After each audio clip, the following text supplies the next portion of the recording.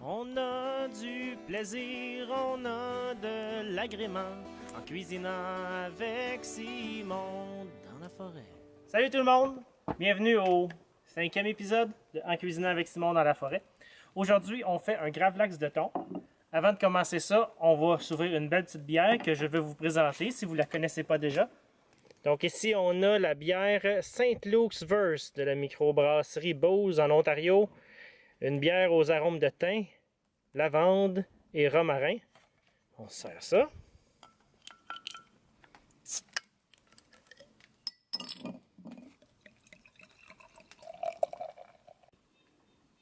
Et voilà, ça c'est fait. Je te donne le tien. OK. Bon, on est prêt à partir. Regarde-moi ça, le beau steak de thon. Merveilleux, n'est-ce pas? Donc, on l'assèche un peu avec du papier brun pour être sûr qu'il n'est pas tout juteux. OK. Maintenant, on va préparer nos ingrédients secs pour... Attends, je vais goûter à la bière. Je l'adore, celle-là. OK, ingrédients.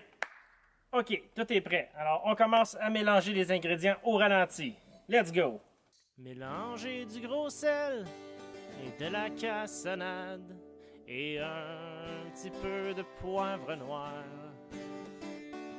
La betterave du jardin et du piment fort. N'oubliez pas de bien mélanger. Mettez du saran wrap dans un petit plat et mettez-y la moitié du mélange. Un petit peu de gin pour arroser le thon. Déposez-le avec un petit massage. Ah, puis n'oubliez pas la deuxième moitié du mélange. Ah, puis n'oubliez pas de l'emballer. Et voilà, on remballe ça. Du gravlax, dans le fond, ça cuit juste avec le sel puis le sucre puis tous nos beaux petits ingrédients qu'on a mis là. Même pas besoin de source de chaleur. On l'a tout bien emballé. On met un autre petit plat par-dessus pour bien l'écraser. Et maintenant, ananas tranché. Très important. On met ça par-dessus. C'est un beau petit pois. Dans le fond, c'est pas obligé d'être des ananas tranchés. Ça peut être n'importe quelle sorte d'ananas, là. Ils peuvent être en morceaux, là. Donc, on accote ça là-dessus. On laisse ça pendant au moins 12 heures. Puis, ben, à demain, les amis. OK, re-bienvenue tout le monde. On est 22 heures plus tard. Le gravlax a bien mariné. Là, c'est un peu misérable dehors la température. Fait que je vais vous inviter à venir me rejoindre à l'intérieur. Venez-vous-en, suivez-moi.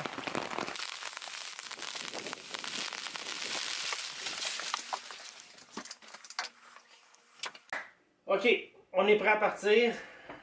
Avant d'ouvrir notre petit gravlax, on va travailler sur la petite sauce qu'on va servir avec ça. Ben, premièrement, bienvenue dans notre pub maison. OK, ça c'est fait. Les présentations sont faites.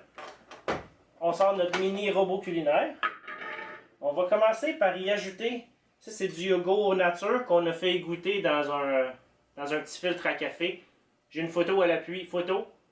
Ouh, wow. OK, merveilleux. C'est ça. Sinon, du yogourt grec, ça fait l'affaire. Mettez du yogourt nature dans le robot et ajoutez le jus d'une demi-lime, un demi-avocat, tranché en deux comme ça. On l'ouvre de même, ouais. Enlève le noyau, tranche-le en petits morceaux, puis mets-les dedans avec une cuillère. Ben oui, ben oui. Et un peu de wasabi, n'oubliez pas la coriandre. Juste une petite poignée là. Clac, juste de même. Mets ça dans le robot. Puis ben, part le petit robot. OK, maintenant que ça c'est prêt, on va s'attaquer au gravlax. OK, c'est l'heure de déballer ça. Wow, c'est plein de jus. Oh, on sent que le petit steak de thon il est beaucoup plus dur que hier. Wow, de toute beauté. OK, on va le rincer un petit peu pour enlever tout l'excédent de sel. J'ai un petit bol d'eau ici, vous pouvez faire ça sous le robinet. Et voilà, on fait juste frotter l'excédent.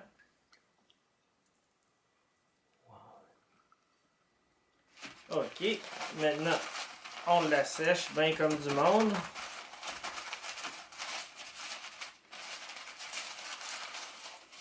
Et voilà. Et on est prêt à commencer à trancher ça.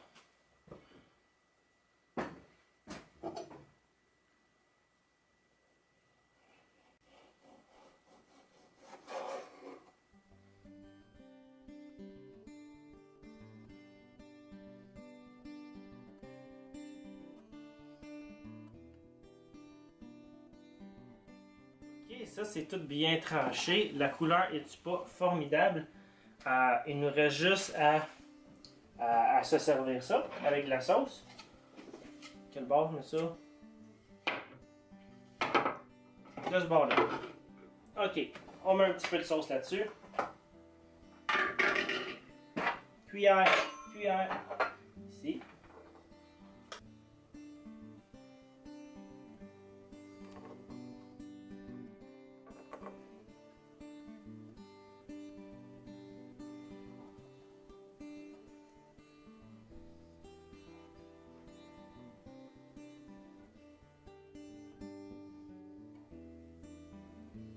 Wow, je capote. J'ai tellement hâte d'écouter. Mais en premier, je vais me servir un petit verre de quelque chose. Un petit peu de gin que j'ai utilisé pour faire mariner le gravlax. Avec on va donc un petit peu de jus de lime. Un petit glaçon.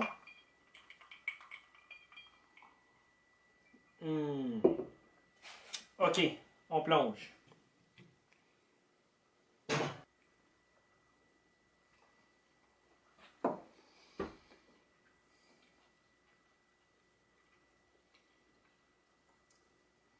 Ça là, c'est tellement bon. Ok, je pense que c'est mon repas préféré dans tout le monde. Puis, ah oui, c'est important de ne pas mettre de sel dans votre sauce parce que le thon il goûte encore salé. Mais là, vu qu'on l'a bien rincé, c'est pas trop intense, mais ben, c'est juste parfait. Puis ça là, on s'entend-tu que c'était beaucoup trop simple à faire pour pas le faire à tout bout de champ? Fait que on se met la main à la pâte et on le fait tout, ok? Ben en attendant, il me reste à vous dire à la prochaine pour l'épisode 6.